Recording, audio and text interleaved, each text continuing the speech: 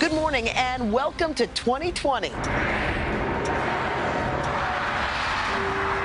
evening of fun, fireworks, and music has ushered in the arrival of a brand new year. Today, Wednesday, January 1st, 2020. Hey, everybody. Welcome to Today on this Wednesday morning. Guys, it is the first day of 2020. If you still write checks, get ready. 2020. Happy New Year. Happy New Year, you guys. I know. It's a lot to look forward to in this new year. We've got the Olympics, a big presidential year. Lots to look forward to just this morning, too. We've got a lot planned for you, including a look at those big stories in politics, business, your health, and everything you're going to be hearing about this year, including what you can start doing today to help your finances in this new year. We all need that. Stephanie Rule's going to give us some useful tips. Also, and this is something that we're really looking forward to because this is the first time that we've done this. Hoda's Morning Boost, we get those every day. We'll get ready to laugh, cheer, and shed some happy tears because this morning we've put together 2019's most memorable boosts for our first ever Boosty Awards. It's a mouthful. Boosties. I have to give Savannah some credit here. Whenever we do one, she's always like, we should make the Boosties. Why don't we have awards? We need a Hall of Fame. So here comes our Hall of Fame. We're excited about that. Very excited. So many, I don't know how you chose them. Yeah, I know. What amazing. But they do cheer us up. And while we're looking back at the old year, we'll also show you some of the fun times we shared here in Studio 1A. There were plenty of them. Yeah, indeed there were. Oh, you and Tiffany Haddish. That's fun. All right. Go, Dylan. All right, we are going to begin, though, with a check of the news. For that, we have Peter Alexander, who joins us with the headlines this morning. Hey, Peter, good morning and Happy New Year. Hey, Hoda, good morning to you. Happy New Year as well. First, the party, now the pickup after more than 1 million revelers packed Times Square overnight to ring in the new year. NBC's Stephanie GOSK is there. Steph, the crew's still cleaning up all that confetti.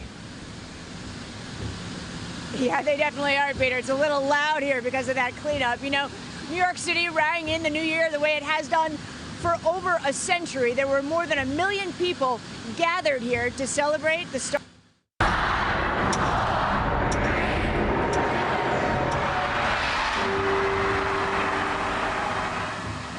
You wouldn't know it looking at it right now, but 3,000 pounds of confetti fell on that crowd last night. You know, this party, which started as really a local celebration in its early years, has turned into a global one. People from all over the world gather here to watch the ball drop.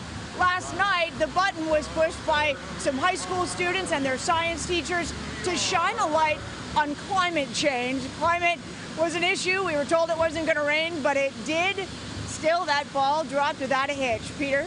All right, Stephanie, thank you very much. Now to the latest on that tense situation in Baghdad. U.S. troops for the second straight day firing tear gas to disperse pro-Iran protesters outside the American embassy there.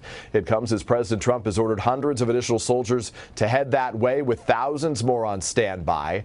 NBC's Hans Nichols joins us now with the very latest. Hans, good morning.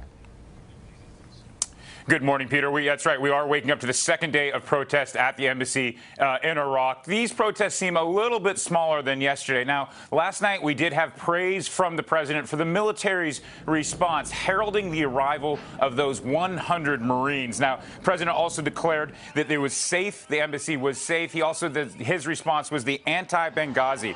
The Pentagon is also dispatching additional resources. You mentioned about 750 troops from the 82nd Airborne out of Fort Bragg, North Carolina.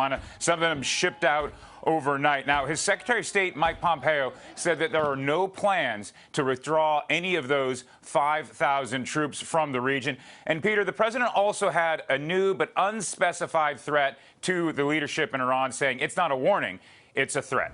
Peter? Hans, thanks so much. Developments we'll watch here all day. Now to some dramatic video out of Australia that shows the moment a fire crew was overrun by flames. The firefighters were driving down a dirt road when they got caught in the middle of what's called a flashover. The crew was forced to shelter in their truck as the flames passed by. Thousands of residents fled their homes on Tuesday, taking refuge from more than 100 fires burning across much of that country right now. Now let's take a look at your forecast. Much of the nation will be dry and mild today. Temperatures will be above average in the plains, and we will have your local forecast in just 30 seconds.